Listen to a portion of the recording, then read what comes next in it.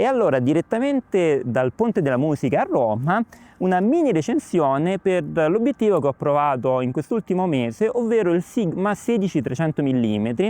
Questo è per attacco Fuji X, ma esiste anche per attacco Canon RF, Sony e anche per L-mount, sarebbe Leica e Panasonic, per mirrorless con sensore APS-C. È un tipo di obiettivo abbastanza da record, ne esiste uno simile della Tamron, perché appunto ha una lunghezza focale che va da 16 mm, quindi fotografie molto ampie, foto e video molto ampie, a 300 mm che siamo in campo di super teleobiettivo, quindi con uno zoom molto grande. Visto che negli ultimi mesi ho cominciato a venire al lavoro sul Lungotevere con la bici elettrica, e mi è venuto in mente che era interessante provare un obiettivo con una lunghezza focale maggiore, e mi sono ricordato appunto di Sigma. Li ho contattati e mi hanno inviato questo obiettivo. Il 16-300 mm ha un costo di circa 700 euro e è interessante perché è un obiettivo che davvero comincia a essere tutto fare, soprattutto in viaggio, perché appunto possiamo fare fotografie molto ampie di un paesaggio e poi possiamo andare a zoomare via via, vedete quanto si allunga, fino a 300 mm, che praticamente è come un paparazzo, possiamo andare a vedere dei dettagli molto piccoli e quindi ci possiamo divertire con tipologie di composizione molto diverse.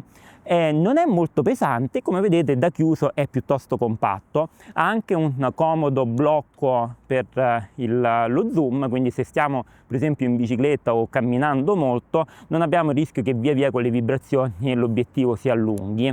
La qualità costruttiva, devo dire, è davvero buona, considerato il prezzo che per un obiettivo di questo tipo è abbastanza abbordabile. Abbiamo una ghiera della messa a fuoco molto morbida, soltanto digitale, quindi per cambiare tra messa a fuoco automatica e manuale dobbiamo passare sempre dal corpo macchina, così come la stabilizzazione. Abbiamo una stabilizzazione da 6 stop che con un obiettivo di questo genere è molto importante, vuol dire che praticamente a 300 mm abbiamo, in realtà non credo un 6 stop, a 300 mm si abbassa un po', comunque abbiamo un certo margine di tolleranza per poter scattare anche a mano libera, e un po' come sfida questo obiettivo l'ho usato solamente a mano libera e vedrete nelle varie fotografie, e devo dire che i risultati sono davvero ottimi, e ancora di più aiuta se all'interno del corpo macchina abbiamo lo stabilizzatore, quindi abbiamo così doppia stabilizzazione di obiettivo e corpo macchina. Non è luminosissimo, ma sarebbe difficile aspettarsi altrimenti con un obiettivo così piccolo e con queste lunghezze focali. Partiamo da 3.5 a 16 mm e arriviamo a 6.7 a 300 mm, che comunque non è scurissimo, diciamo siamo all'interno dei parametri di un normale zoom da kit.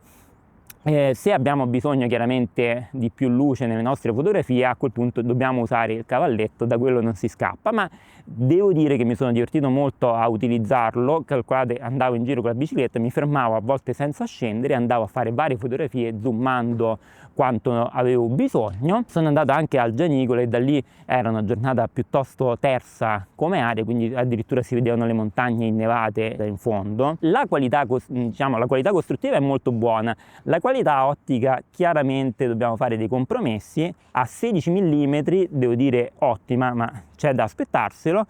A 300 mm è un po' morbido, quindi non potete aspettarvi dei risultati chirurgici.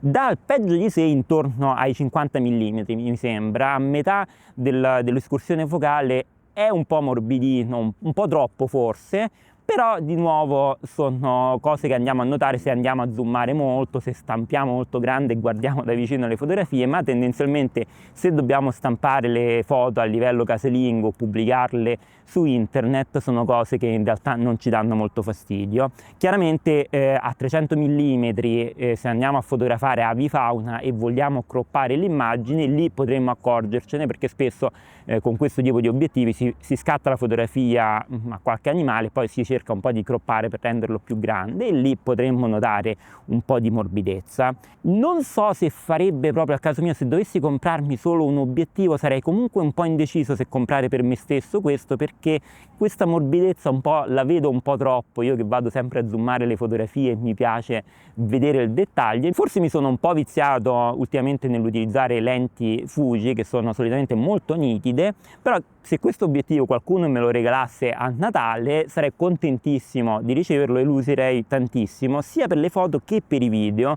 E devo dire per i video tra l'altro dà un po' un feeling anni 90 il fatto di andare a zoomare così tanto, visto che siamo abituati ormai sempre a riprese e foto molto ampie con i telefonini per esempio. Invece questo teleobiettivo che stringe comunque è molto divertente.